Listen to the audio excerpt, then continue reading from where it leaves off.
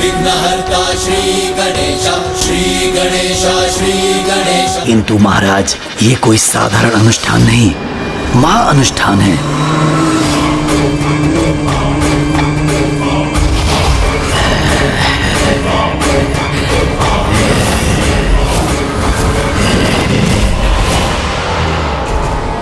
हाँ असुर सम्राट, विंध्याचल पर्वत पर स्थित होकर वो कोई बहुत बड़ा असाधारण अनुष्ठान कर रही हैं, जिसके मंत्र जाप की शक्ति से मेरे पंख भस्म होने लगे। चिंता मत करो लोचनसुर, अवश्य वो अपने अनुष्ठान से मेरे समान शक्ति प्राप्त करने का प्रयास कर रही होगी, किंतु मैं उस देवी के अनुष्ठान को पूर्ण ही नहीं होने दूंगा। गणासुर!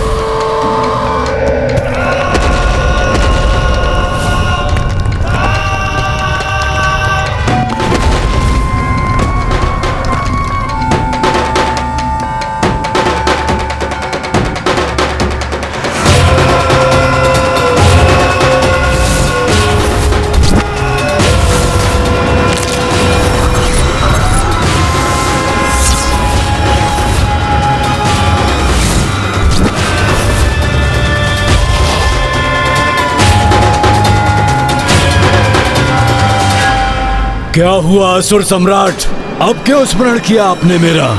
क्योंकि मेरी तुलना में अक्षम असुरों को सेनापति नियुक्त कर रहे थे आप, तब तो आपके मुख पर गणासुर का नाम नहीं आया। तो अब क्यों बुलाया है मुझे यहाँ?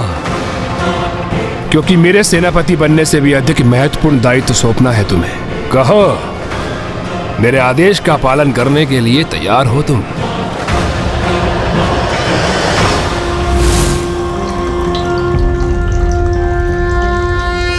ओम नमस्ते देवेशाय सुरासुर नमस्कृताय भूतभव्य महादेवाय हरित पिंगल लोचनाय बलाय बुद्धिरूपिणे वैयाघ्रव संचदायारणयाय ओम नमो नमः।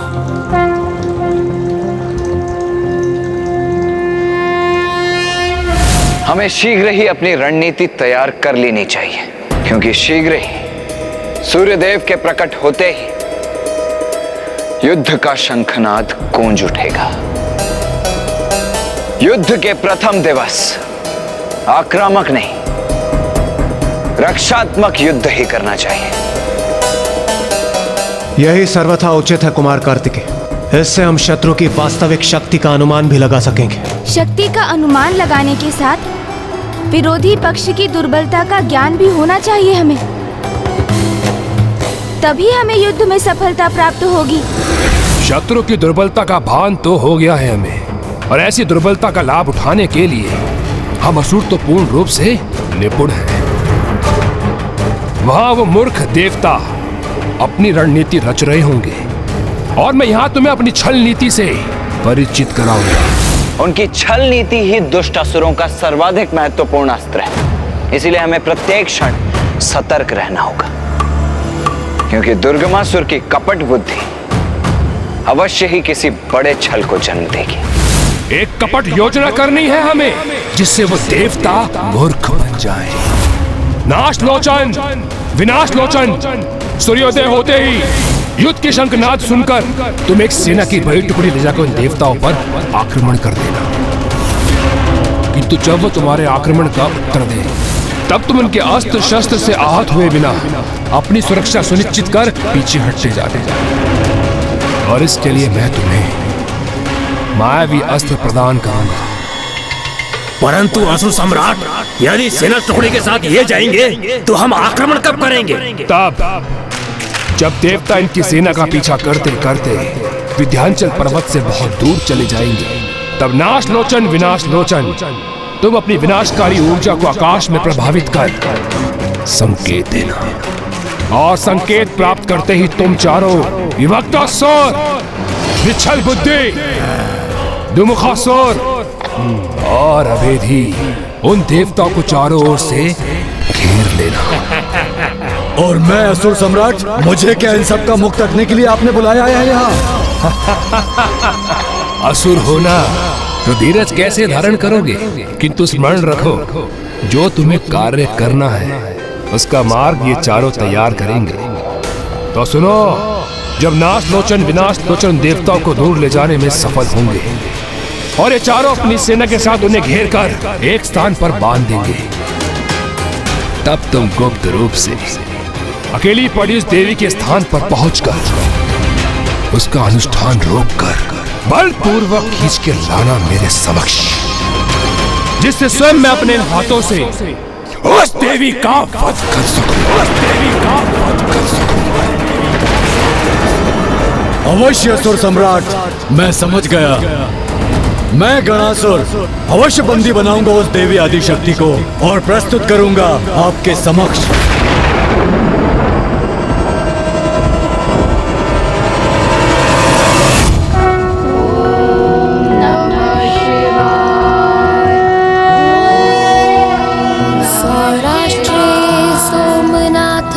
श्रीशैले मल्लिकार्जुनम उज्जैन्यां महाकालमोंकारं परमेश्वरं केदारं हिमवत् पृष्ठे। ये कलश में जल समाप्त क्यों नहीं हो रहा है? ये कैसे संभव है? भक्ति की शक्ति असंभव को भी संभव कर देती। जिनकी जटाओं में स्वयं देवी गंगा विराजती हैं, उनके अभिषेक के लिए ये कलश जल विहीन कैसे हो सकता है? ओम नमः शिवाय। सौराष्ट्रे सोमनाथं च श्रीशैले मल्लिकार्जुनम् उज्जैन्यां महाकालमोंकारं परमेश्वरं केदारं हिमवत् पृष्ठे डाकियां भीमशंकरम्। गणासुर, उचित समय देखकर उस देवी का अनुष्ठान बाधित करना, तब वहां निशस्त्र होगी और उसके सहयोगी देवता उससे बहुत दूर होंगे, फिर तुम्हें वहां कोई नहीं रोकने वाला होगा। अगले 3 दिवसों के युद्ध में हमारा एकमात्र ध्येय होना चाहिए उन असुरों को मां से दूर रखना। समझ गए ना आप सभी? समझ गए? जी देव सेनापति कुमार कार्तिकेय, हम समझ गए। उचित है सम्राट दुर्गासुर जी। आपकी योजना हम भली भांति समझ गए, तो फिर होने दो युद्ध का उद्घोष। सूर्योदय के साथ ही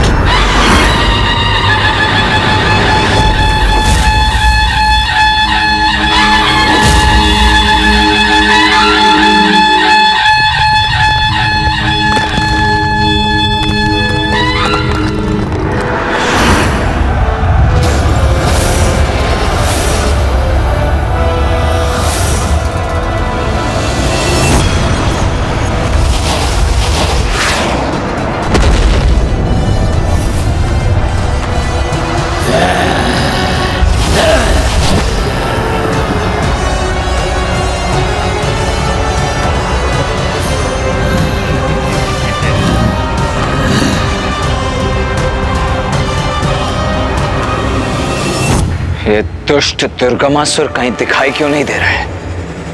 कहाँ है वो?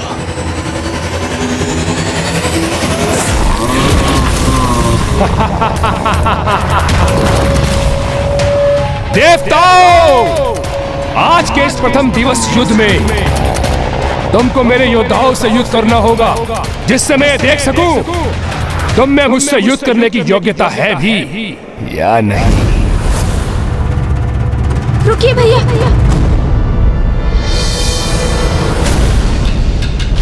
भैया, हमें रक्षात्मक युद्ध करने की अपनी योजना पर ही स्थित रहना होगा, जिससे हम इसकी कपट योजना याद कर सकें। शत्रु हमें दोनों ओर से घेरने को आतुर है। हमें भी अपनी सेना को 2 भागों में विभक्त कर लेना चाहिए। भैया, आप उस ओर बढ़िए, मैं इस ओर बढ़ता हूँ।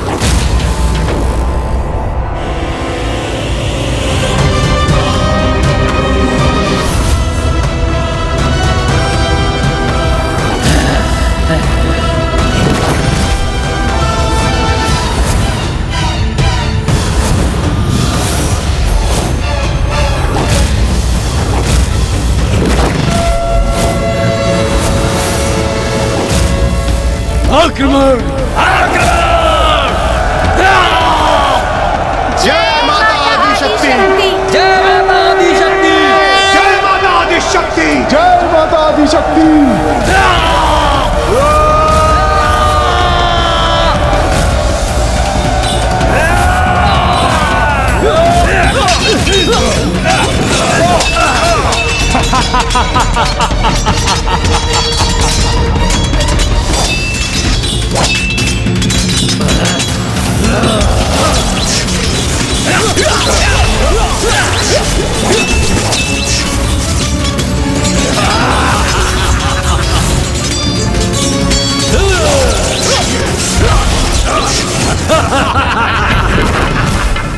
इंद्रदेव, आप अन्य देवताओं के साथ मिलकर इन असुरों को पीछे जाने पर बाध्य कीजिए। मैं और गणेश इन ऊर्जा से वार करने वाले असुरों का उपाय करते हैं।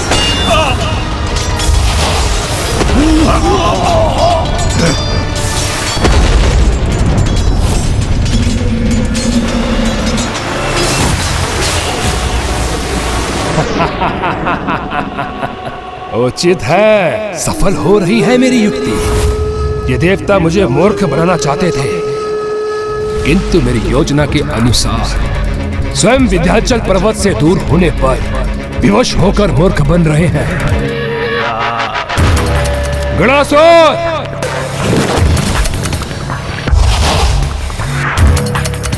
गणासुर, अब उचित समय है, आगे बढ़ो। उस देवी आदिशक्ति के पूजा स्थल पर पहुंचकर उसके अनुष्ठान को बाधित कर मेरे समक्ष प्रस्तुत करो। अंततः गणासुर भी कुछ ऐसा करेगा जिसमें उसे अत्यंत आनंद आएगा। देवी आदिशक्ति, तैयार हो जाओ गणासुर के आगमन के लिए।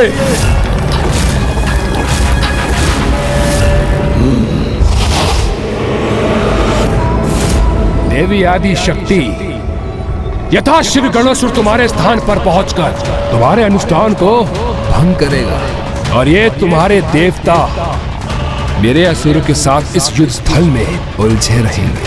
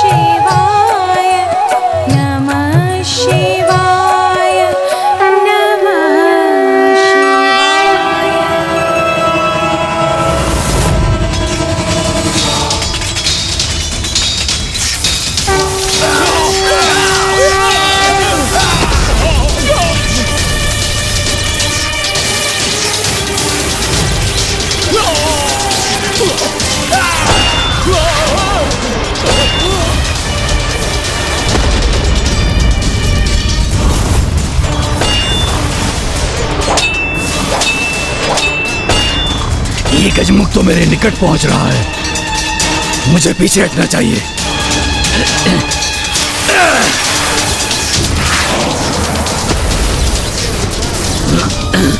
दुष्ट असुर, अब मैं तुम्हारी इस ऊर्जा से और विनाश नहीं करने दूंगा।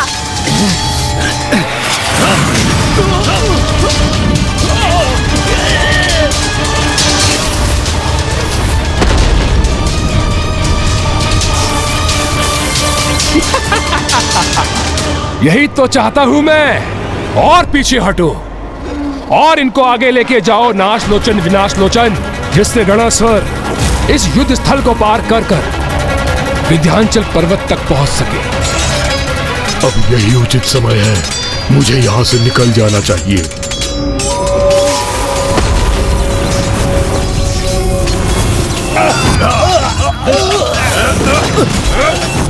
बहुत महत्वपूर्ण कार्य करना है मुझे, सभी की दृष्टि से बचकर आगे बढ़ना है।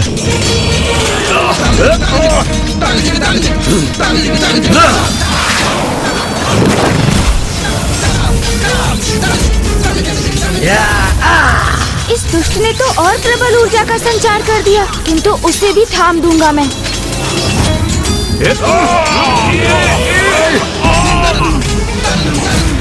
उचित अवसर है ये, यहाँ से आगे निकलने का गणासुर।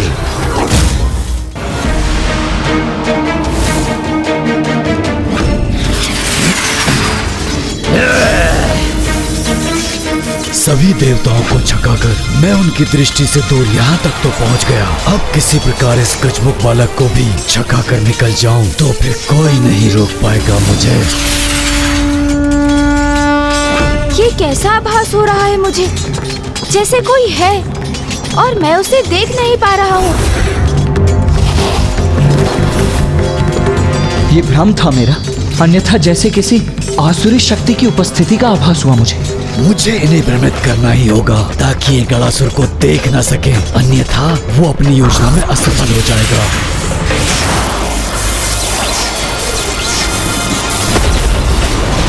तुम अभी भी समझ नहीं सके असुर, तुम्हारी ये ऊर्जा मुझे कोई क्षति नहीं पहुंचा सकती। अभी तो इससे तुम्हें ही आहत करूंगा मैं।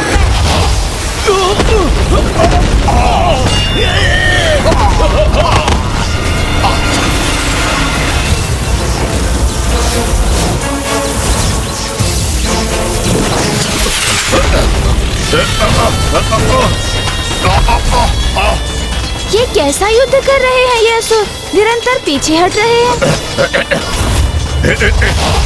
तो क्या ये मात्र हमें उलझाकर रखने की क्रीड़ा ही कर रहे हैं? क्या ये उस दुष्ट दुर्गमासुर की कपट योजना का भाग है? अपने महाबली योद्धाओं को क्यों नहीं भेजा उसने रणभूमि में, और जिन्हें भेजा भी है वो अपनी संपूर्ण शक्ति से युद्ध क्यों नहीं कर रहे हैं? और ये दुष्ट उस दिशा में क्यों देख रहा है? गुप्त रूप से पहुंचकर गणासुर खंडित कर देगा उस देवी का अनुष्ठान। बहुत आनंद आएगा इसमें मुझे। ये क्या, ये असुर तो विंध्याचल पर्वत की ओर ही जा रहा है, अर्थात दुर्गमासुर को माँ के अनुष्ठान का ज्ञान है। और आज का युद्ध, ये तो मात्र हमारा समय व्यर्थ करने का कुचक्र भर है, जिससे वो गुप्त रूप से किसी असुर को भेजकर माँ के अनुष्ठान में व्यवधान उत्पन्न कर सके।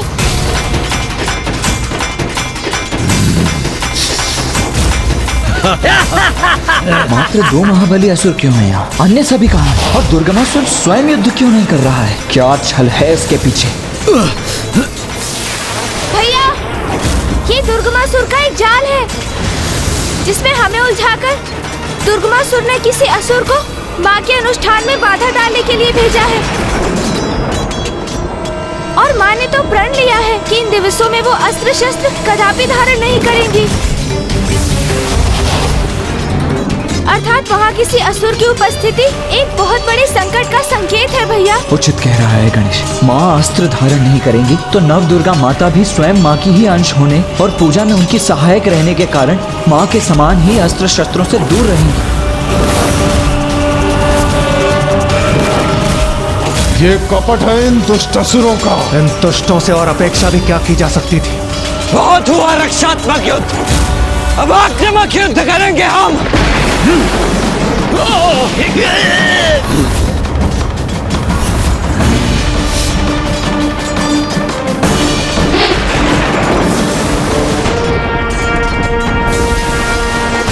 अब संकेत करने का उचित समय है। हाँ, विंध्याचल पर्वत से तो बहुत दूर आ गए हैं ये देवता।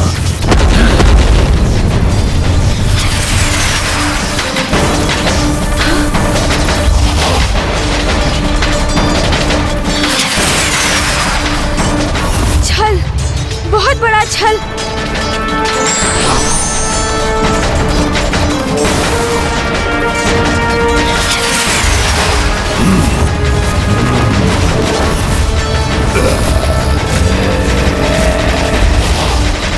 ये नाश लोचन और विनाश लोचन का संकेत है, अर्थात अब हमारे आक्रमण का समय है।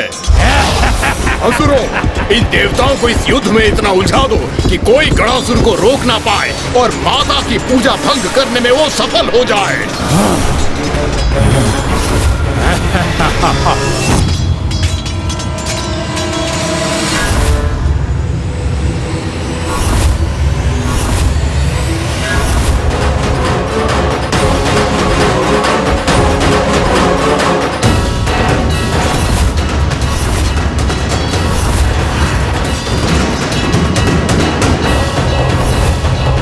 असुर अपनी योजना में सफल ना हो जाए, क्योंकि उनकी योजना ही माँ की पूजा भंग करने की है, और यदि ऐसा हुआ तो दुर्गमासुर का वध असंभव हो जाएगा।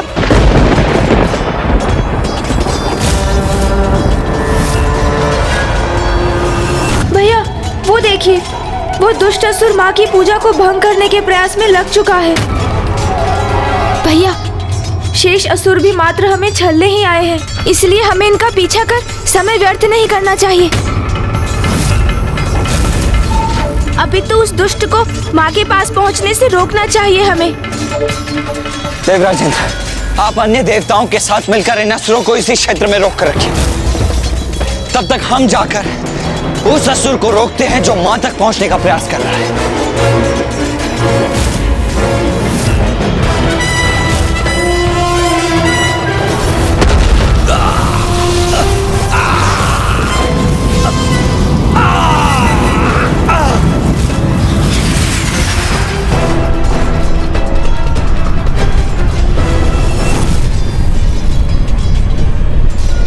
भूकंपन कैसे उत्पन्न हो रहा है?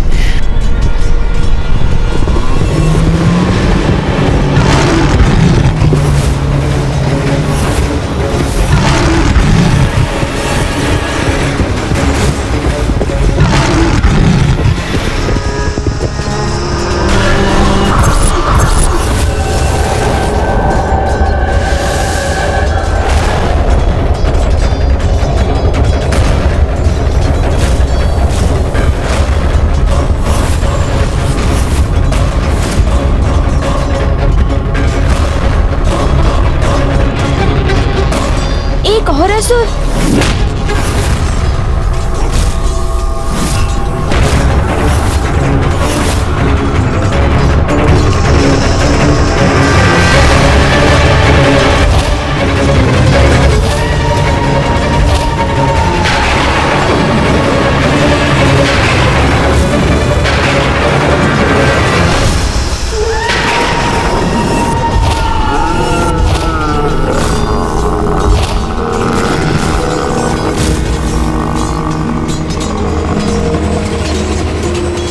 तो ये थी दुष्ट दुर्गमासुर की योजना, हमें विंध्याचल पर्वत से दूर लाकर अपने इन योद्धाओं और अपनी सेना से चारों ओर से हमें घेर कर हमें उलझा कर रख दिया है उसने, जिससे उसका वो अन्य असुर माँ के पूजा स्थल तक पहुंचने में सफल हो जाए। अब तो उलझ गए तुम मेरे जाल में, इसलिए कुछ भी करने में असमर्थ हो तुम देवता, क्योंकि मेरी आसुरी सेना तुम्हें देवी आदिशक्ति से बहुत दूर ले आई है देवताओं, जहाँ से मेरे 4 असुर महारथी तुम्हें कहीं और नहीं जाने देंगे। और उधर गणासुर देवी आदिशक्ति की पूजा को पूर्ण नहीं होने देगा। बस वो एक बार देवी आदिशक्ति को मेरे समक्ष ले आए तो स्वयं आज ये युद्ध प्रथम दिवस ही निपट जाएगा।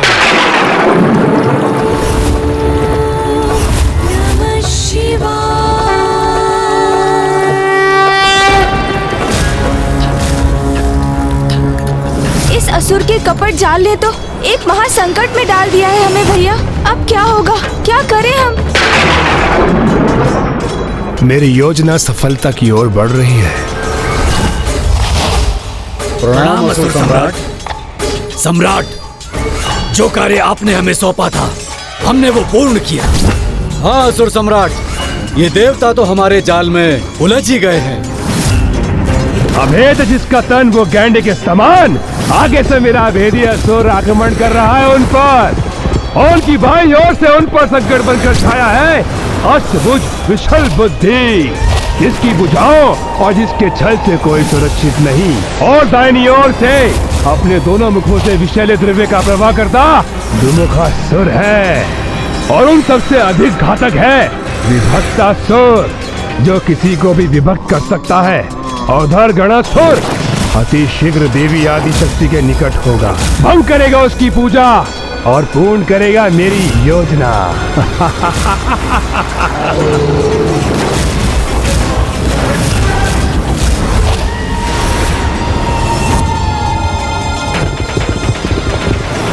कुमार कार्तिकेय, हम इन असुरों से निपटते हैं। आप जाकर उस असुर को माता की ओर बढ़ने से रोकिए। नहीं देवराज, देव सेनापति होने के नाते इस युद्ध में देव सेना का नेतृत्व करना मेरा कर्तव्य है। इसीलिए गणेश, उस असुर को मां के पूजा स्थल तक पहुंचने से रोकने का कार्य तो तुम्हारा होगा।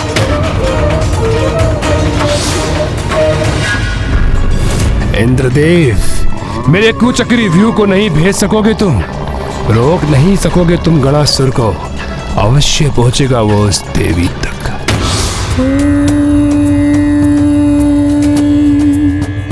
त्र्यंबकं यजामहे सुगंधिं पुष्टिवर्धनम् उर्वारुकमिव बन्धनात् मृत्युर्मुक्षयमामृता।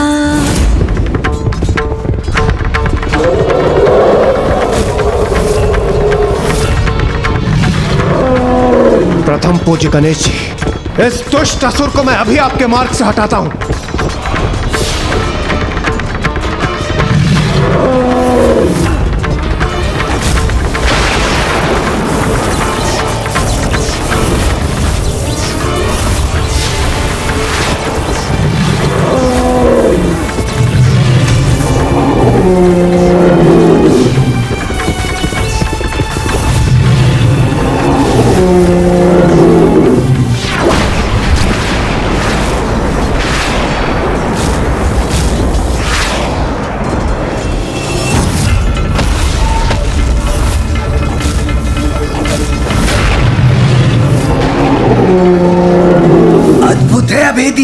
अद्भुत, महान, अपराजय और आसुरी शक्तियों का परिचय दिया है इस अभेदी ने।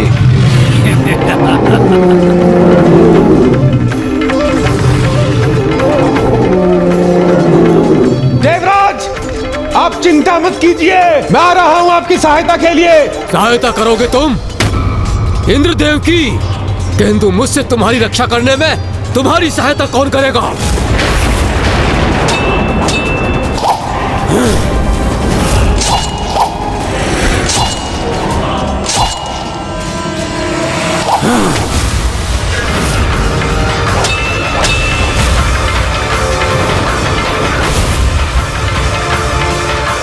मुझे शीघ्रता करनी होगी, तीव्र गति से वहां पहुंचना होगा, जिससे कि वो मां के निकट पहुंच भी ना सके।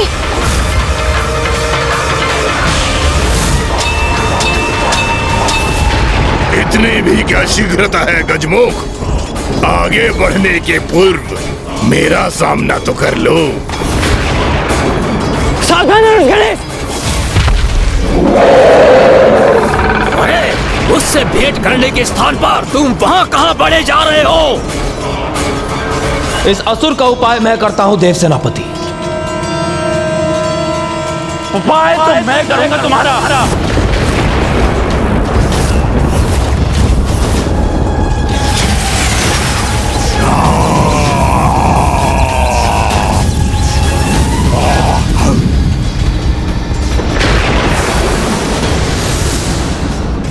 ये कैसा विषैला द्रव्य है जिसने मेरे खड्ग को ही नष्ट कर दिया?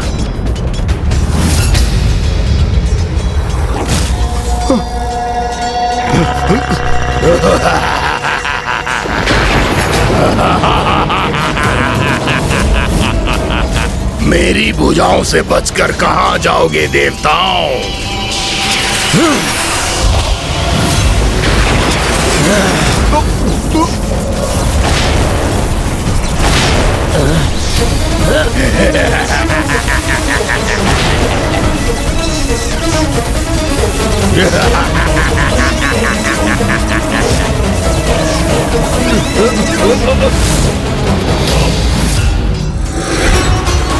ये तो अत्यंत विकट स्थिति उत्पन्न हो गई।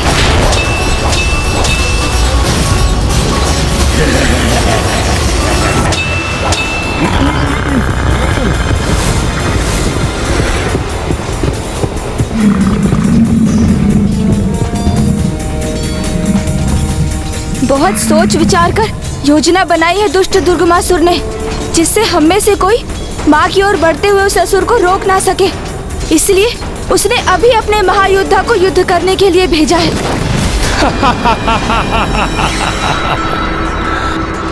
मेरा प्रथम वार ही है सर्वोत्तम प्रहार। यहाँ मेरे शक्तिशाली और समर्थ असुर महायोद्धा उन देवताओं को चारों ओर से बांध कर रखेंगे और उधर गणासुर देवी आदि शक्ति का हरण करेगा। अर्थात सब उचित है, मेरी विजय निश्चित है।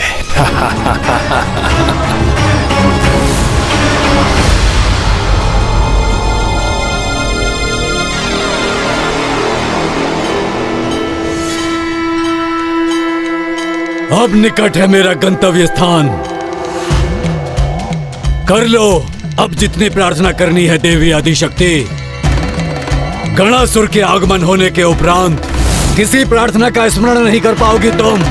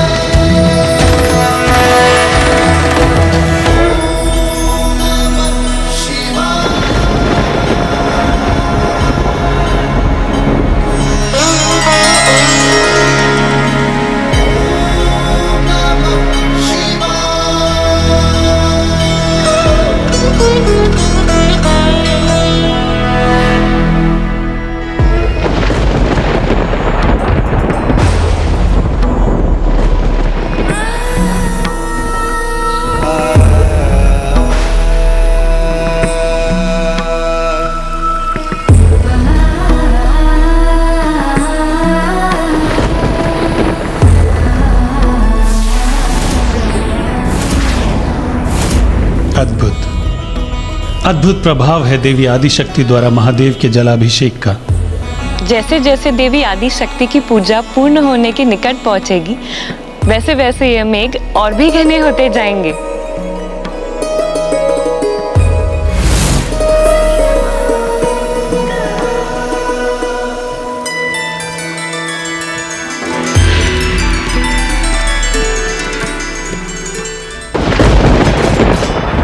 गणेश, और विलंब मत करो, शीघ्र जाओ और रोको उस असुर को।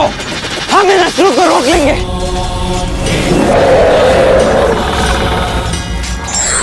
विघ्न हरता हूँ मैं, ये मत भूलो दुष्ट असुरों। आज कोई भी विघ्न मेरे द्वारा उस असुर को रोकने में बाधा नहीं डाल सकता। जय माता आदिशक्ति! जय माता आदिशक्ति! जय माता विंध्यवासिनी! जय माता विंध्यवासिनी!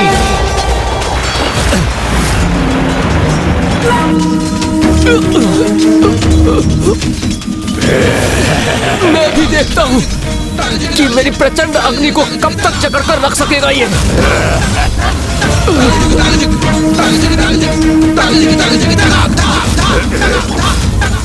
अग्निदेव, आपकी अग्नि और मेरे प्रचंड तेज के मेल को अधिक समय तक नहीं सह सकेगा ये। जय माता आदिशक्ति।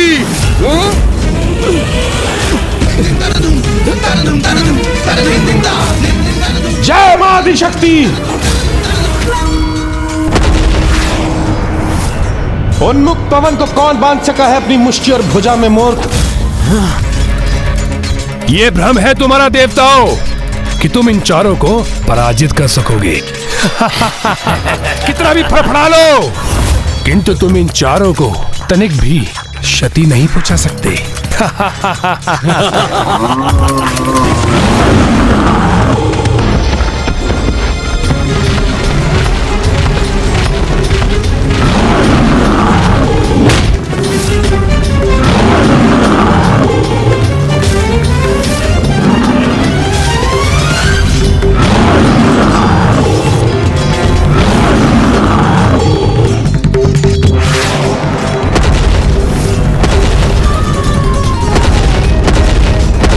जय माता आदिशक्ति।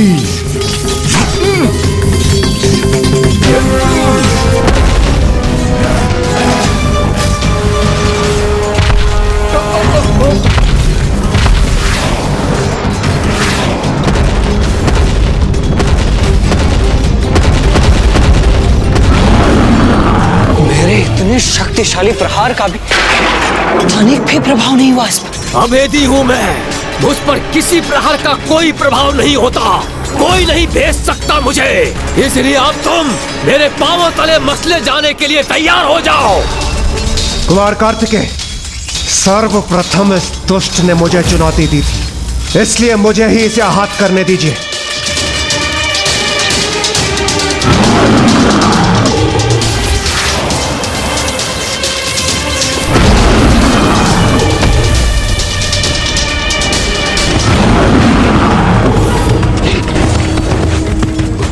मेरे अत्यंत शक्तिशाली विद्युत प्रवाह का भी इस दुष्ट अभेदी पर कोई प्रभाव नहीं हुआ, तो फिर इसका संहार कैसे संभव है? इसी विचार में डूबे हो ना तुम देवराज कि तुम्हारे वार मुझ पर कोई प्रभाव क्यों नहीं कर सके। अरे ये गैंडे की त्वचा है, इसे भेदना इतना सरल नहीं, किंतु अब मैं तुम्हें अवश्य कष्ट पहुंचाऊंगा।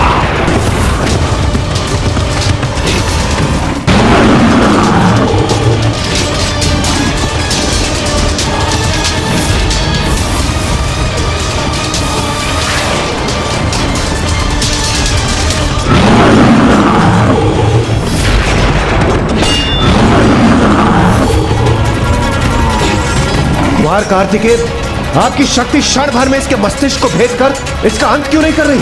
प्रतीत होता है इसकी त्वचा किसी भी अस्त्र शस्त्र के आघात से सुरक्षित है और उसे कोई भेद नहीं सकता। तभी आपके वज्र के प्रहार से भी ये सुरक्षित रहा, उस पर उसका कोई प्रभाव नहीं हुआ।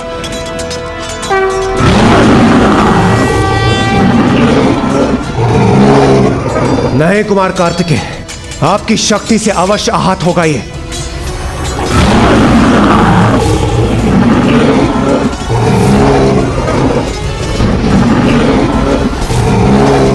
अद्भुत, आपकी शक्ति की ढूंढ क्षमता ने अब उस गेंडे को भी पीछे हटने पर विवश कर दिया। कुमार कार्तिकेय,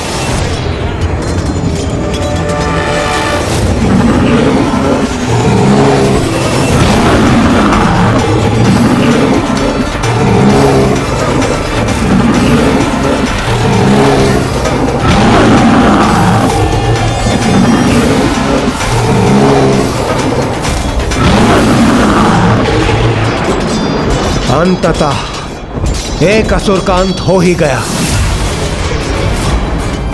ऐसा नहीं हो सकता, ऐसा कदापि नहीं हो सकता।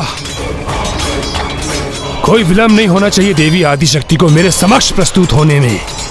किसी भी अवस्था में देवी आदिशक्ति का अनुष्ठान संपन्न नहीं होना चाहिए। नमः शिवाय।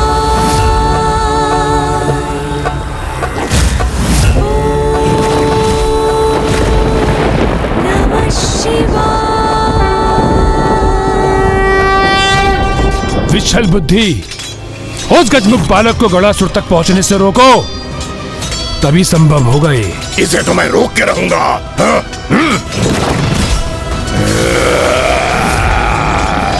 ये अन्य सैनिकों को क्षति पहुंचाए, इससे पूर्व मुझे इसे यहां से दूर करना चाहिए।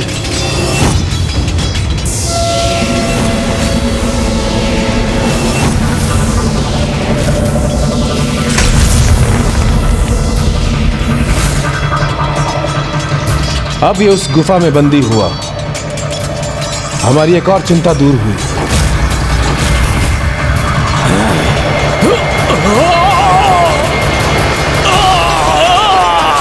इस जल का पान करो दुष्ट असुर।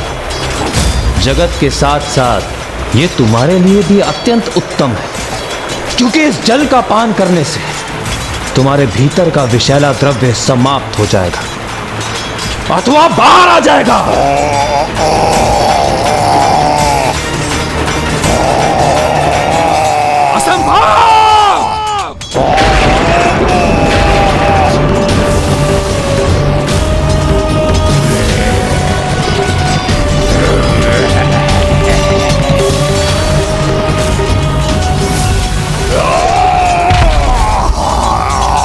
ये कैसे संभव है?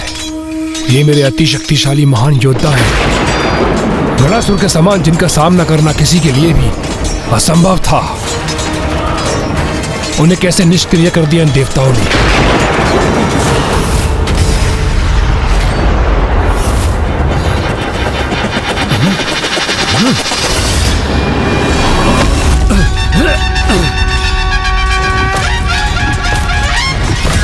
मेरे गणासुर के मार्ग में आने का दुस्साहस करने वाले कौन हो तुम?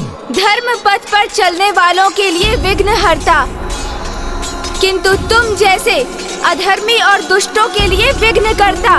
विघ्नकर्ता? वाह वाह, सुंदर अति सुंदर। गणासुर को बहुत प्रिय है विघ्न। अच्छा हुआ कोई तो आया मेरे मार्ग में विघ्न बनकर, अन्यथा कोई चुनौती ही नहीं प्रस्तुत हो रही थी मेरे समक्ष। तो आओ, रोक सकते हो तो रोक कर दिखाओ मुझे देवी आदि शक्ति के निकट पहुंचने से। जिस माँ आदि शक्ति की पूजा में तुम विघ्न बनना चाहते हो, तुम जैसे पापी तो उनके निकट भी नहीं पहुंच सकते दुष्ट। ऐसा तेज दिव्य प्रभा मंडल है उनके चारों ओर, जगत जननी है वो। उनकी भक्ति में पवित्र अतुलनीय शक्ति है।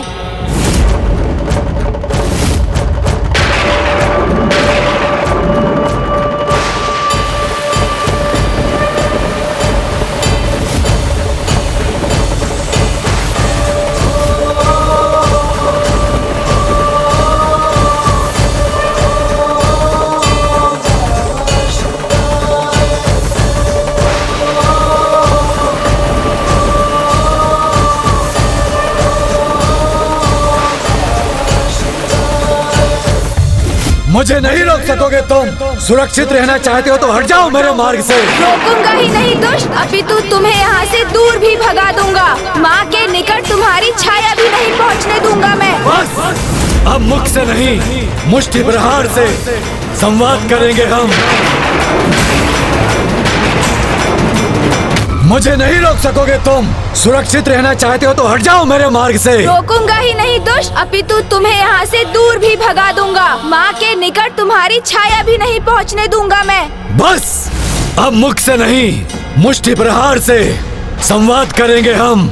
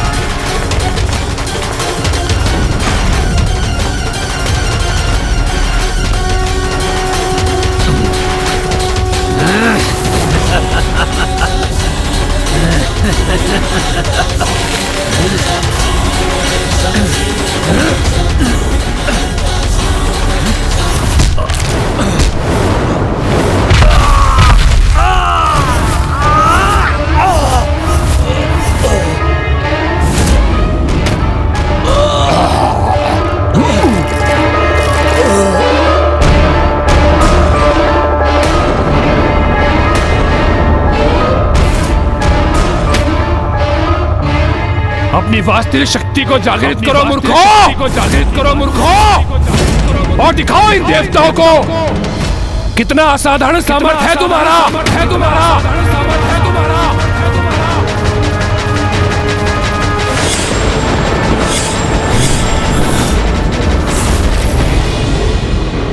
देवसेना, दुर्गमासुर के समस्त योद्धा शिथिल पड़ चुके हैं। प्रतीत होता है आज सूर्यास्त के पूर्व ही आज का युद्ध समाप्त हो ही गया। युद्ध समाप्त नहीं, अभी आरंभ हुआ है।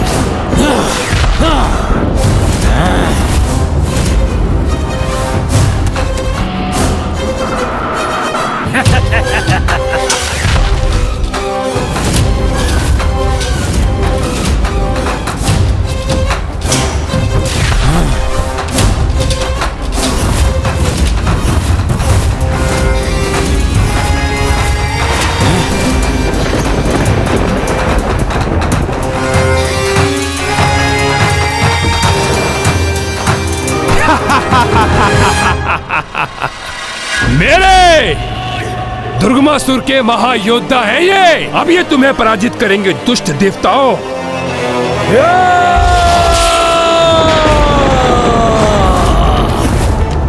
मुझसे उलझकर बहुत बड़ी भूल की है तुमने गजमुख। गणासुर हूं मैं, जो कभी किसी कार्य को अधूरा नहीं छोड़ता।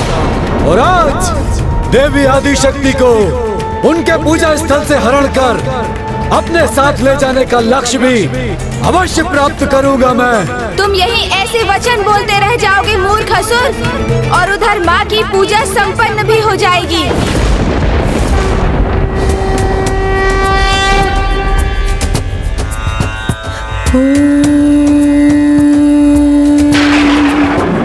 त्र्यंबकं यजामहे सुगंधिं पुष्टिवर्धनम् उर्वारुकमिव बन्धनात् मृत्युर्मुक्षयमामृतात्। ॐ त्र्यंबकं यजामहे सुगंधिं पुष्टिवर्धनम् उर्वारुकमिव बन्धनात् मृत्युर्मुक्षयमामृतात्। ॐ नमः शिवाय।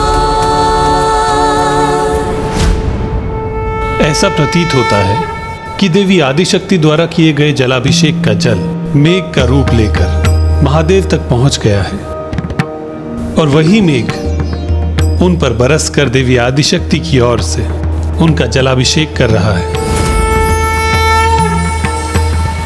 देवी आदिशक्ति तो जैसे दोनों स्थानों पर उपस्थित है, विंध्याचल पर्वत पर भी और कैलाश पर भी। इस अद्भुत अनुष्ठान को, समर्पण भाव से की गई इस पूजा को भला कैसे कोई रोक सकेगा? मैं गणासुर पुनः देवी आदिशक्ति की पूजा को भंग करने के उद्देश्य से आगे बढ़ रहा हूँ। मुझे रोक सकते हो तो रोक लो गजमुख।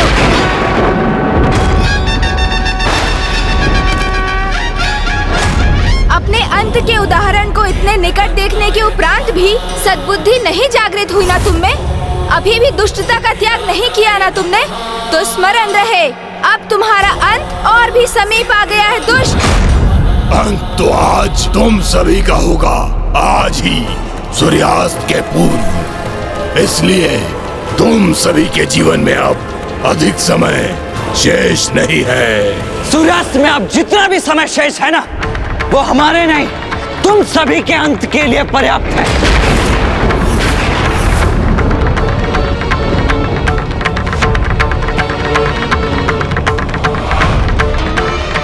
मेरे आक्रमण को सहने के लिए तैयार हो जाओ गजमुख। आज सूर्यास्त के पूर्व जो भी मुझे देवी आदिशक्ति तक पहुंचने से रोकने का प्रयास करेगा, उसे आहत करूंगा मैं।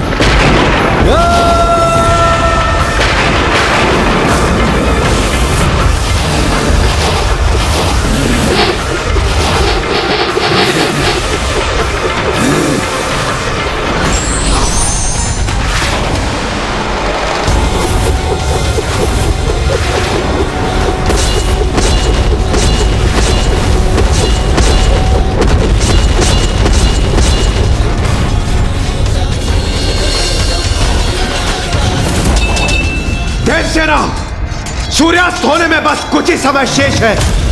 हमें इन समस्त असुरों का अंत कर मां गणेश जी की सेवा में प्रस्तुत होना होगा। वो असुर अपनी 12 भुजाओं से गणेश जी पर प्रहार कर उन्हें उलझा रहा है। चिंता मत कीजिए देवराज, अच्छे कार्य के लिए मात्र इतना ही समय पर्याप्त है। विश्वास रखिए, सूर्यास्त से पूर्व हम इन सभी को पराजित करने में सफल अवश्य होंगे।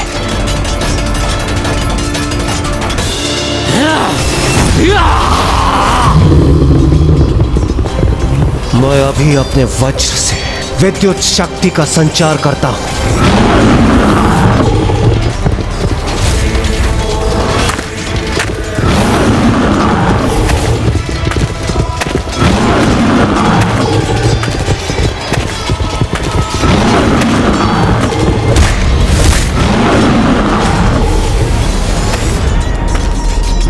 आज के दिवस के अंत के पूर्व इसके जीवन का अस्त होना आवश्यक है।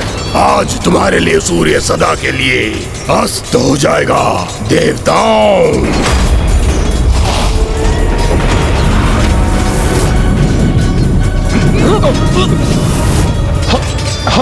हमें कुछ स्पष्ट दिखाई नहीं दे रहा। इस असुर के मुख से उगलता विष हमें नेत्रहीन कर रहा है। पर कहां और कैसे वार करें हम इस पे?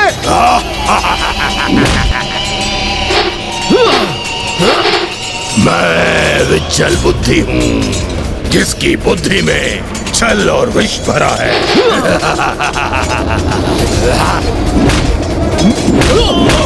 इस बार मेरे विष से तुम बच नहीं पाओगे वरुण देव।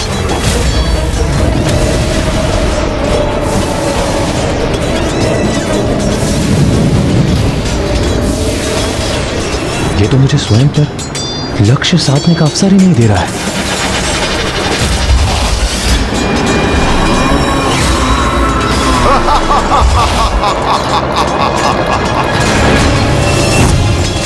इसका विषैला द्रव्य मुझे आहत कर रहा है। वरुण देव संकट में है, मुझे उनकी सहायता करनी चाहिए। वायुदेव, इस बार तुम मुझसे कहीं नहीं बचकर जा सकोगे, क्योंकि इस बार मैं तुम्हें वायु में परिवर्तित नहीं होने दूंगा।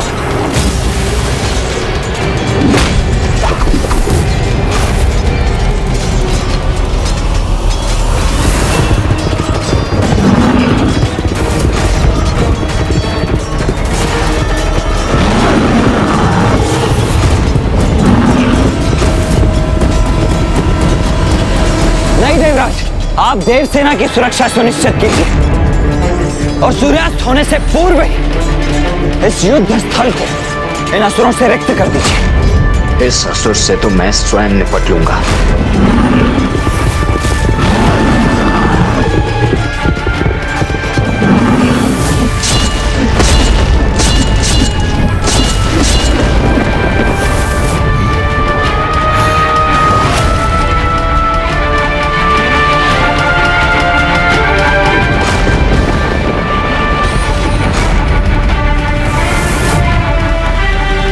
माँ के पूजा स्थल के इतना समीप पहुँच गया है ये दुष्ट।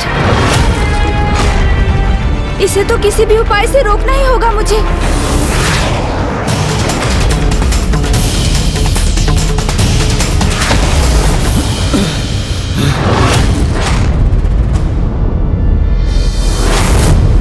अरे वाह, इतनी लंबी छलांग लगा दी तुमने, फिर भी मुझे नहीं रोक पाओगे तुम।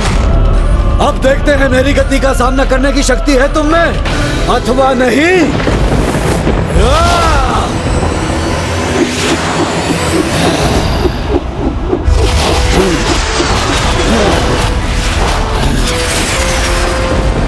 जब तक तुम इनका कोई उपाय करोगे, मैं तुम्हारी माता तक पहुंच जाऊंगा गजमग।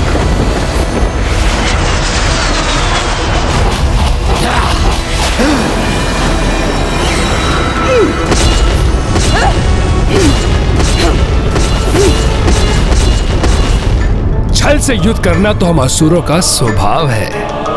यदि ये देवता बल से हमारा सामना करने में सक्षम है भी तो क्या, किंतु मेरे सेनापतियों के कपट कौशल को कदापि पराजित नहीं कर सकेंगे। आपकी योजना है ये असुर सम्राट? हाँ असुर सम्राट, और इस योजना को तो सफल होना ही है।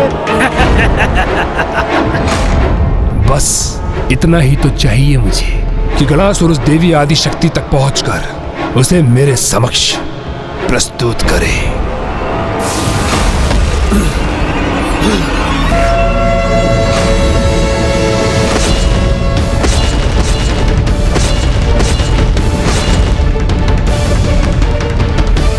बस मुझे एक छलांग मारने की और देर है और मैं पूजा स्थल में प्रवेश कर जाऊंगा।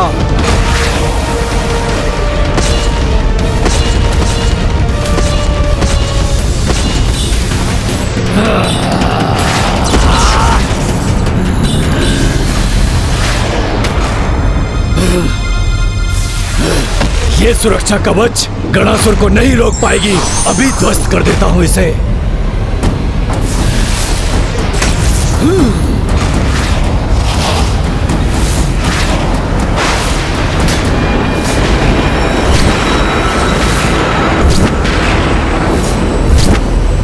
ये दुस्साहस कदापि मत करना गणासुर। ये दुस्साहस कदापि मत करना गणासुर। ये दुस्साहस कदापि मत करना गणासुर। ओह, तो ये मेरा भ्रम मात्र था। किंतु कोई बात नहीं, अभी इस गजमुख को रोककर अपने भ्रम को वास्तविकता में भी बदल देगा ये गणासुर।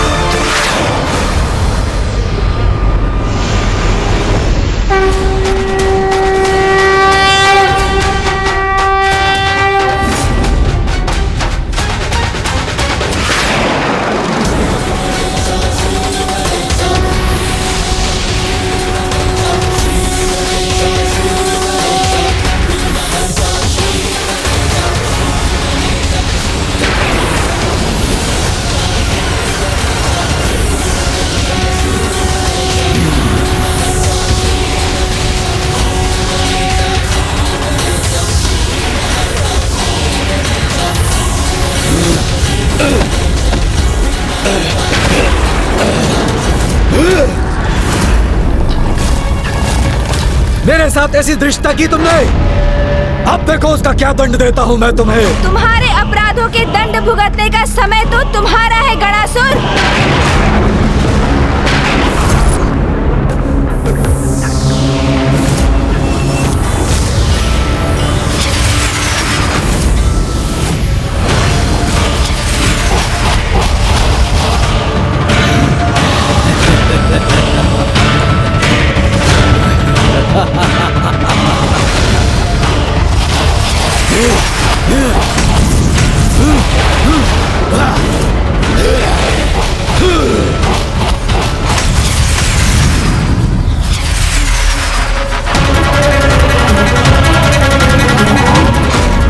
मैं अकेला था, तुम अपनी सूंड की सहायता से रोकने में सफल हुए थे गजमुख। किंतु जब मैं अपने ही समान 12 गणासुरों में विभक्त हो गया हूँ, तो मेरे इन 12 प्रतिरूपों को कैसे रोक सकोगे तुम? मेरे ये प्रतिरूप जाकर हरण करेंगे देवी आदि शक्ति का।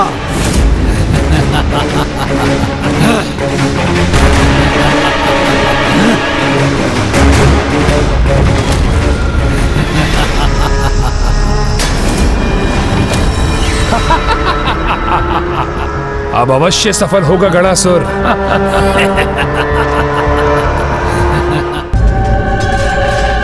जब शत्रु छल का प्रयोग करे, छिपकर पीछे से वार करे, तो उससे युद्ध उसकी शक्ति को पराजित करने के लिए नहीं, अपितु उसकी दुर्बलता को उसकी पराजय का आधार बनाकर किया जाता है।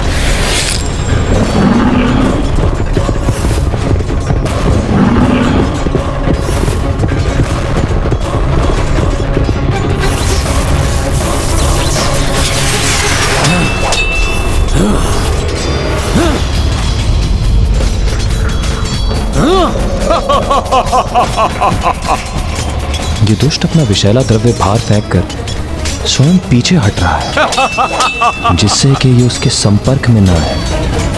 अर्थात इसकी शक्ति ही इसकी दुर्बलता भी है। तो मुझे उसी को अस्त्र बनाकर इसे शीघ्र अतिशीघ्र पराजित करना होगा। क्योंकि सूर्यास्त में अब अधिक समय शेष नहीं है।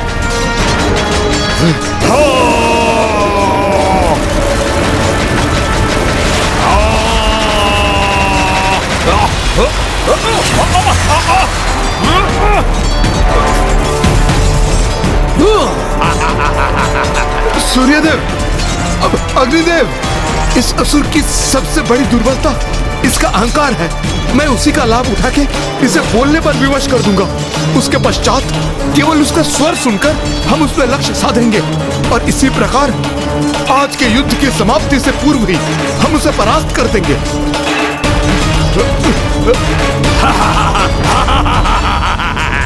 अरे ये विशाल बुद्धि, लगता है तुम्हें केवल लुका छिपी की क्रीड़ा में ही आनंद प्राप्त होता है। वैसे भी हमारे समक्ष आके हमसे युद्ध करने में तो अक्षम हो ना तुम। मैं विचल बुद्धि हूँ, विचल बुद्धि। मेरी बुद्धि में जितना विष भरा है उससे उत्पन्न छल का तुम सामना नहीं कर पाओगे। तुम्हें क्या प्रतीत हुआ कि तुम मुझे ऐसे उत्तेजित कर दोगे और मैं तुम्हारे समक्ष प्रस्तुत हो जाऊंगा? हाँ, कदापि नहीं, कदापि नहीं।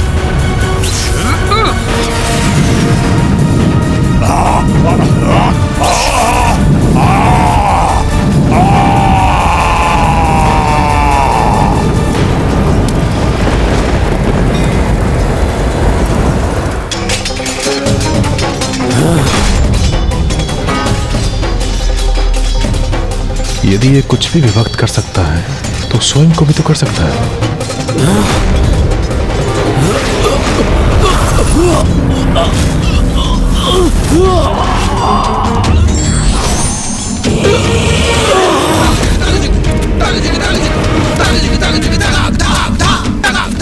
ये असुर कुछ भी करने के पूर्व उस पर पूर्ण विचार नहीं करता। यही इसकी सबसे बड़ी दुर्बलता है। इसलिए तो स्वयं को 12 भागों में बांट दिया इसने, ये भूल कर कि यदि ये पूर्ण होता तो कहीं अधिक शक्तिशाली होता। इसलिए इसके पुनः साथ आने के पूर्व मुझे इसका उपाय करना ही होगा।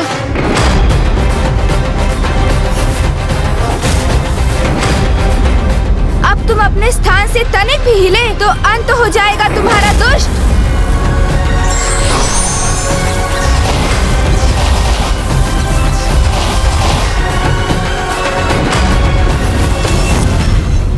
पुनः रोक दिया गजमुख ने गणासुर को और मेरे अन्य योद्धा भी महासंकट में है।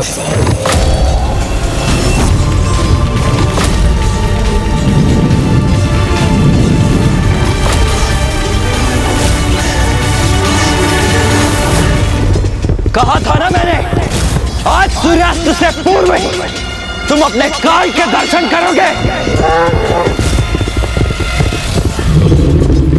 जय मां विंध्यवासिनी, जय मां आदिशक्ति।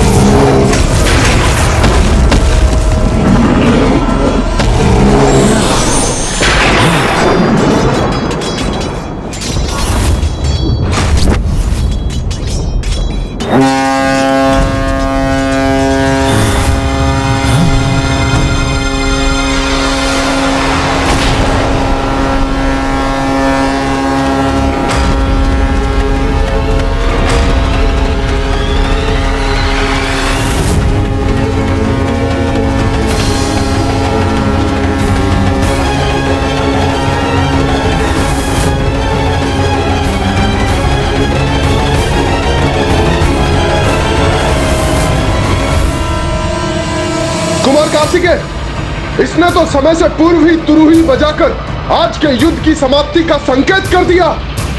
अब हम क्या करें?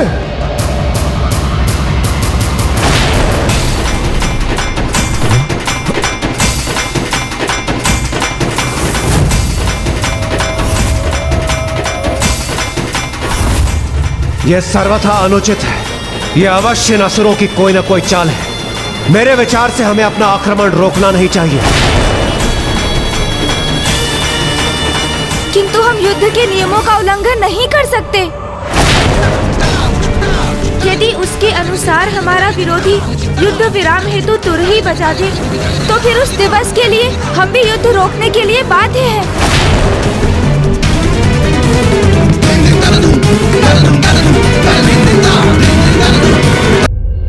इस दुष्ट ने छल से सूर्यास्त के पूर्व ही युद्ध विराम की तुरवी बजा दी, किंतु अब ये सुरक्षित लौटेंगे अथवा नहीं, यह केवल देव सेनापति कुमार कार्तिकेय के निर्णय पर ही निर्भर करता है।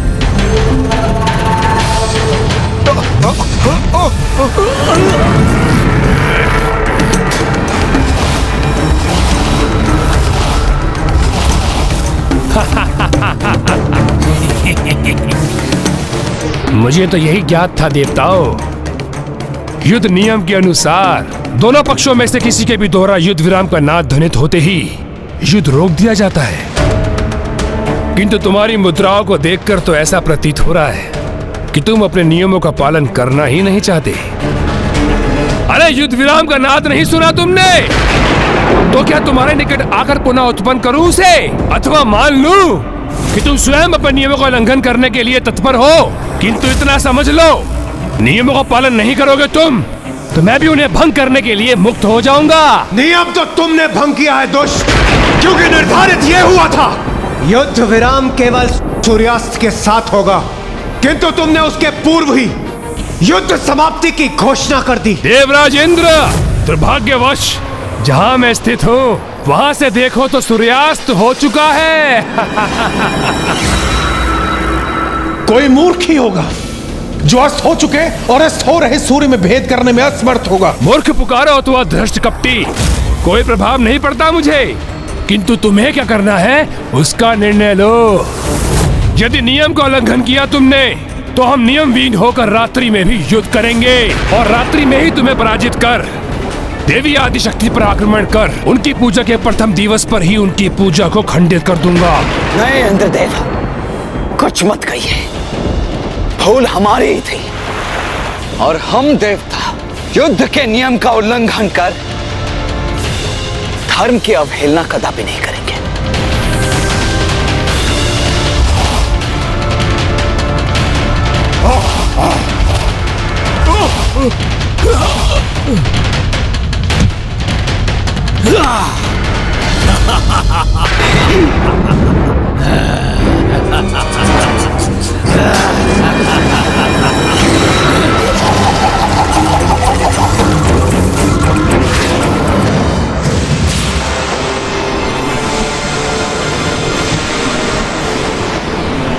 मैंने कहा था ना गजमुख, तुम्हें पराजित करने के लिए तुम्हारे नियमों को ही अपना अस्त्र बनाऊंगा मैं। और अभी तो यह आरंभ है, आगे आगे देखो ये दुर्गमासुर क्या क्या करता है। यदि इतना ही विश्वास है स्वयं पर, तो रणभूमि में क्यों नहीं आए? यदि किसी प्रकार कल के युद्ध में सुरक्षित रह भी गए, तुम्हारी ये इच्छा भी पूर्ण कर दूंगा मैं।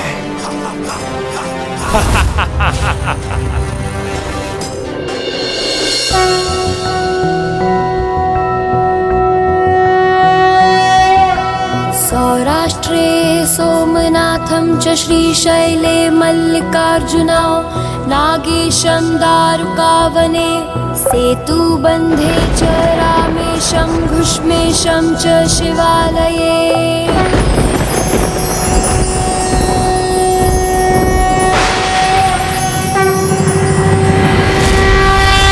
पूजा के प्रथम दिवस पर देवी आदिशक्ति द्वारा शुद्ध जल के इस जलाभिषेक का कितना अद्भुत परिणाम है, जिससे महादेव पर जल समर्पित करने वाला तन मन और इंद्रियों से पावन होकर अपनी किसी भी इच्छा को पूर्ण करने में समर्थ होता है। और देवी आदिशक्ति तो स्वयं प्रकृति स्वरूपा है, इसलिए उन्होंने जलाभिषेक कर न केवल स्वयं को अपितु संपूर्ण जगत को पवित्र, शुद्ध और जीवंत कर दिया है।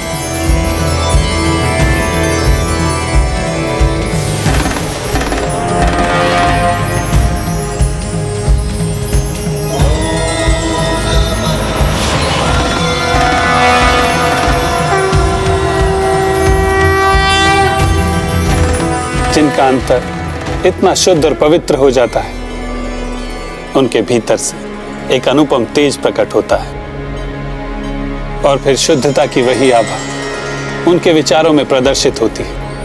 जो सुपात्र होते हैं वो जगत में व्याप्त उस शुद्धता को ग्रहण करने में सक्षम होते हैं, किंतु कुपात्र उसे नकार कर अस्वीकार कर देते हैं।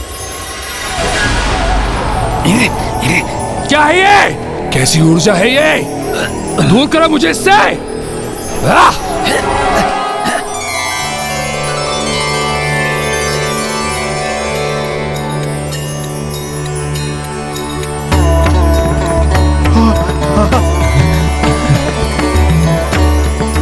आश्चर्य है, द्वेष और क्रोध की जो नकारात्मक भावनाएं उन असुरों के प्रति थी, वो अकस्मात ही लुप्त हो गई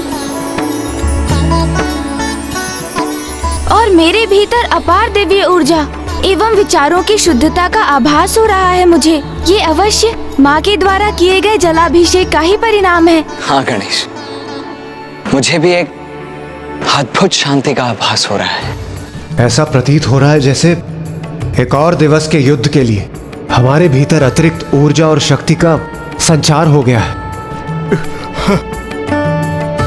अनुज गणेश, गणासुर को माँ की पूजा में बाधा डालने से रोककर तुमने बहुत उचित कार्य किया, क्योंकि अब उन असुरों से युद्ध के लिए एक नवीन स्फूर्ति से भर गई है देवसेना। ये तो देवी आदि शक्ति के प्रथम दिवस के जलाभिषेक का ही परिणाम भर है और आगामी 2 दिवसों में वो तीनों जलाभिषेक संपन्न कर लेंगी, अर्थात दुग्ध और गन्ने के रस को शिवलिंग पर समर्पित कर भस्म आरती पूर्ण करेंगी। तो उनकी पूरी शक्ति जागृत होगी और फिर चाहे कोई भी असुर हो, कितना भी शक्तिशाली क्यों ना हो, उनके अथवा उनकी सेना के समक्ष कदापि नहीं टिक सकेगा।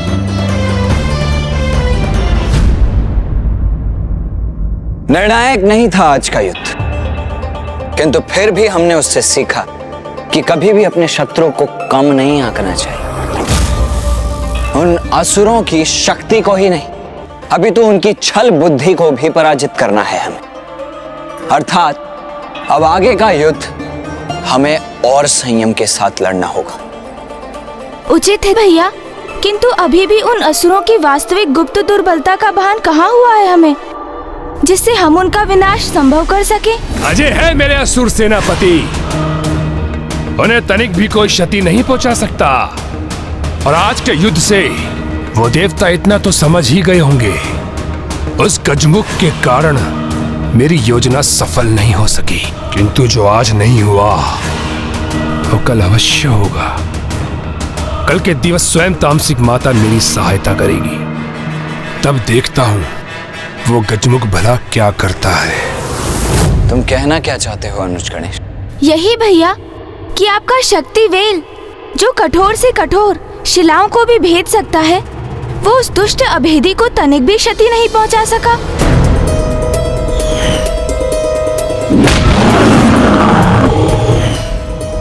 अग्निदेव, सूर्यदेव, आपके ताप और तेज से तो लौह भी पिघल जाते हैं, किंतु वो दुष्ट विच्छल बुद्धि आप दोनों की शक्तियों को बड़ी सरलता से सह गया।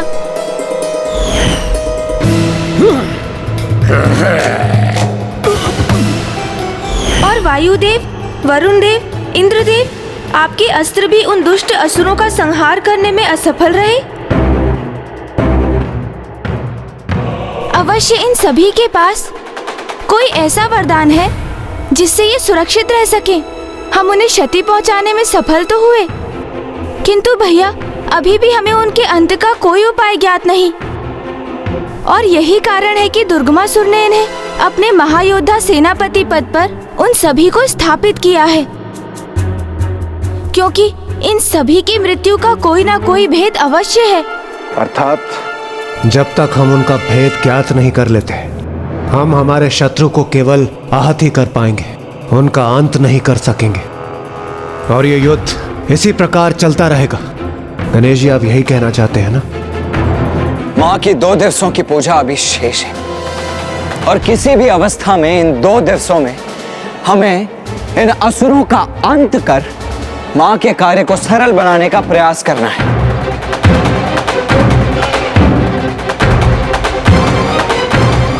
इसीलिए हमारे पास कल भोर तक का ही समय है,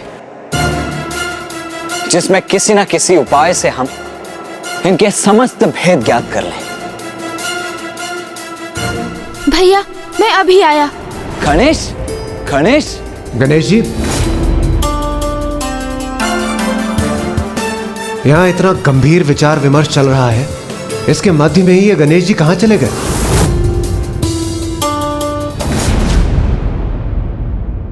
असुर सम्राट, हमें सचेत रहना होगा। वो देवता अवश्य ही कोई चतुराई करेंगे। आज की निराशा के उपरांत वो शांत नहीं बैठेंगे। हाँ असुर सम्राट, विशेष रूप से वो गजमुख अत्यधिक चतुर प्रतीत होता है। मेरे विचार से हमें वहां जाना चाहिए और वहां जाकर उनके समाचार को प्राप्त करना चाहिए। तो मेरे समझ खड़े होकर क्या बिनबिना रहे हो? तत्काल जाओ और उन देवताओं की योजना ज्ञात करो। जी महाराज, जी महाराज।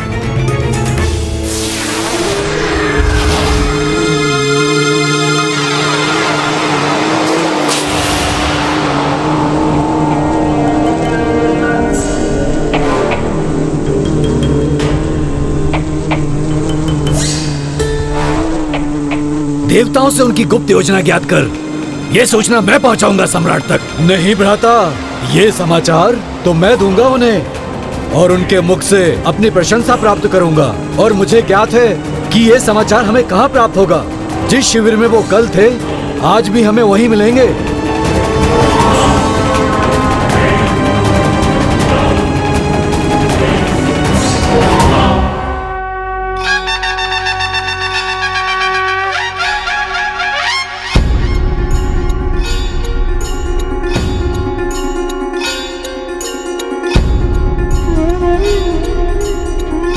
गणेश जी, ये क्या है? ये लड्डू है देवराज जी।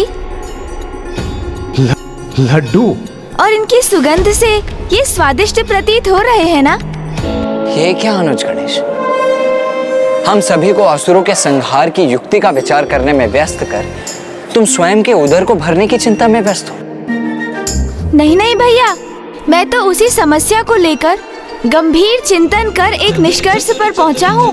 लड्डू, ये है तुम्हारा निष्कर्ष? हाँ भैया, ये है असुरों की समस्या का अत्यंत सटीक समाधान, उनसे उनका भेद ज्ञात करने का उपाय।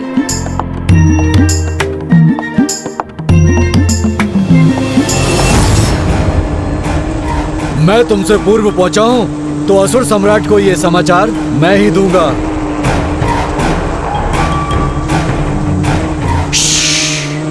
ध्यान से सुनो, कुछ सुनाई दे रहा है मुझे। ये कैसा उपाय है गणेश? दिवस में युद्ध और रात्रि में शांति, यही निश्चित हुआ था ना भैया। तो मैं इन लड्डुओं के साथ असुरों के शिविर में शांति संदेश लेकर जाऊंगा।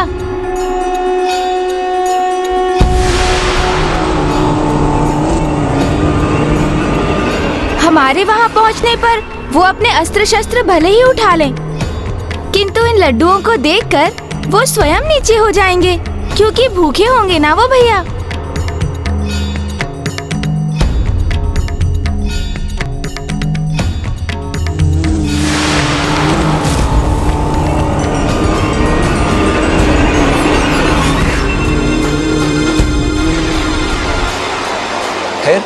फिर हम उन्हें अपने लड्डुओं से ललचाकर, अपने मीठे मीठे शब्दों से उन्हें भ्रमित कर, उनके सभी भेद स्वयं हमें बताने पर विवश कर देंगे उन्हें। बस इतनी सरल है मेरी योजना।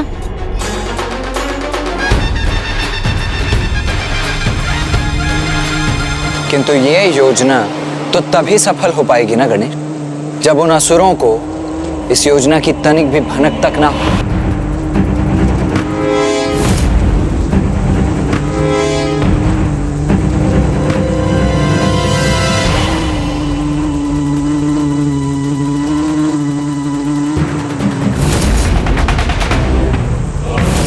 यहाँ तो कोई नहीं, रिक्त है ये स्थान। यदि समस्त देवता देवराज इंद्र के शिविर में नहीं हैं, तो अवश्य ही देव सेनापति कार्तिकेय के शिविर में होंगे। आओ, उन्हें चलकर वहां देखते हैं। उचित, हमें सतर्क रहना होगा, जिससे उन्हें यह ज्ञात न हो कि आप वहां क्यों गए। और तुम्हारा वहां अकेले जाना भी उचित नहीं है गणेश, क्योंकि उन असुरों का विश्वास नहीं किया जा सकता। कहीं नियमों का उल्लंघन कर रात्रि काल में ही युद्ध आरंभ न कर दें।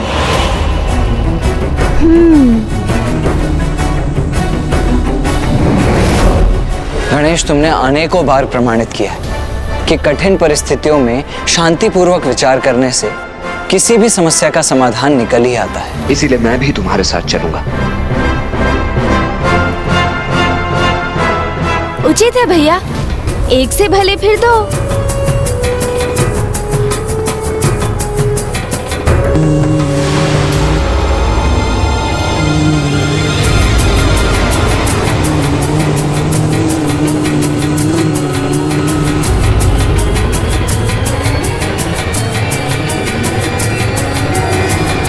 अन्य सभी देवता हैं यहाँ, तो कुमार कार्तिकेय और गजमुख गणेश कहाँ हैं? प्रतीत होता है हमें यहाँ पहुँचने में विलंब हो गया है।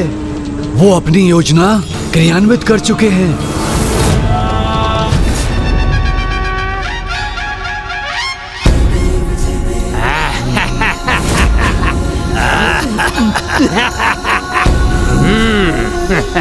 इन्हें ऐसे उत्सव मनाते देखकर तो यही प्रतीत हो रहा है भैया, जैसे ये युद्ध में विजय प्राप्त कर चुके हो। ये भ्रम है उनका गणेश। अहंकार ने जिसकी दृष्टि बाधित कर दी, उसे तो पराजय में भी विजय ही दिखाई देगी।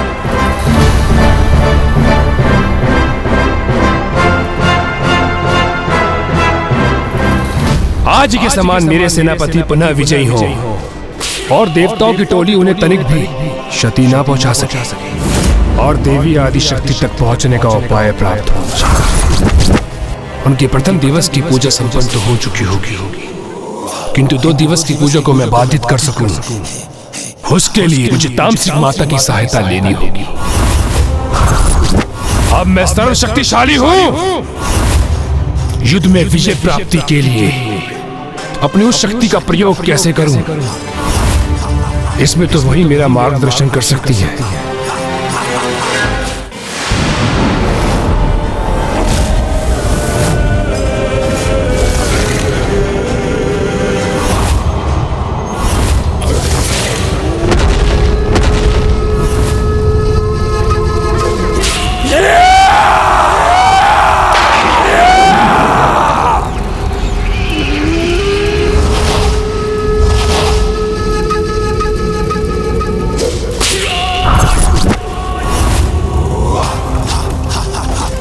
दर्शन देही माता, दर्शन देही माता, दर्शन देही।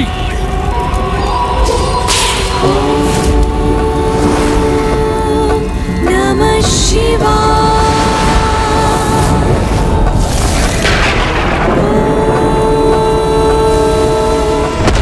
मुझे दर्शन क्यों नहीं दे रही हो माता?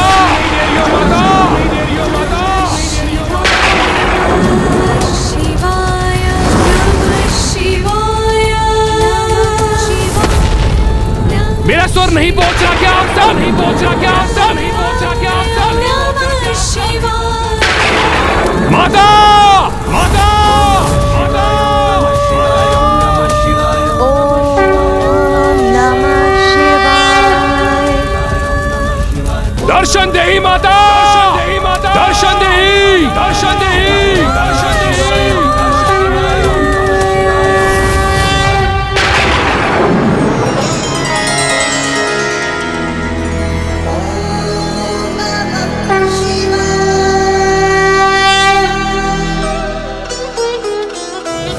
दर्शन देही माता,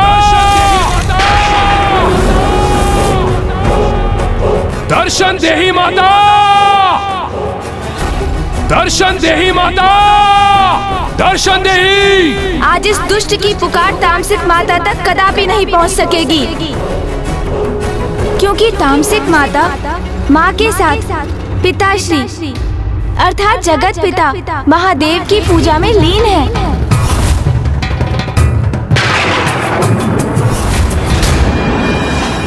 वहीं रुक जाओ।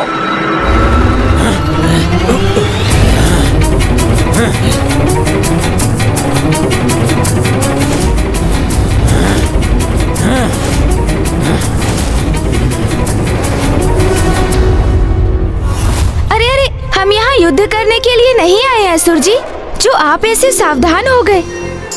हमारी शत्रुता तो सूर्योदय से सूर्यास्त तक ही है। दिवस हो अथवा रात्रि, देवता सदा हमारे शत्रु थे और सदैव हमारे शत्रु ही रहेंगे।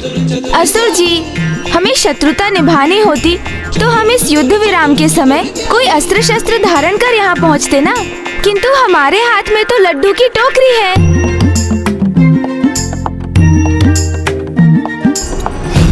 मुझे विश्वास है प्यास तो आपकी अवश्य बुझ गई होगी, किंतु भूख तो लगी होगी ना।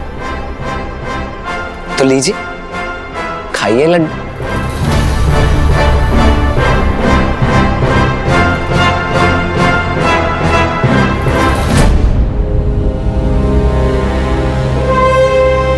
संकोच मत कीजिए असुर जी, आप सब तो लड्डुओं का भोग कीजिए और इसमें चिंता का कोई भी कारण नहीं है, क्योंकि आपके असुर सम्राट ने स्वयं इस युद्ध विराम के नियम को स्वीकार किया है।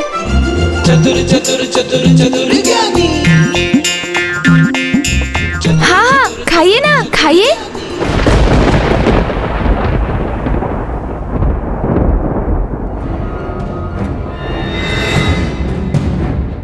ये सभी तनाव में तो हैं, किंतु कोई किसी से किसी प्रकार का संवाद नहीं कर रहा है। ऐसे में कैसे ज्ञात होगा कि वो दोनों जो यहाँ दिखाई नहीं दे रहे हैं वो कहाँ अदृश्य हुए हैं? कभी ना कभी तो इनमें से किसी का धीरज टूटेगा ही, और वो कुछ कहकर इनका रहस्य तो अवश्य उजागर करेगा। किंतु कहीं उसमें अत्यधिक विलंब ना हो जाए और वो दोनों जिस भी प्रयोजन के लिए जहां भी गए हैं उसमें सफल ना हो जाएं।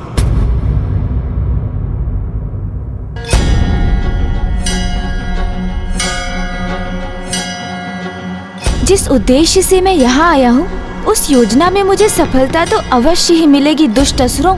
बस तुम लोग लड्डू खाओ और इसी के द्वारा मैं वो भेद ज्ञात कर लूंगा जिसे ज्ञात करने मैं यहाँ आया हूँ।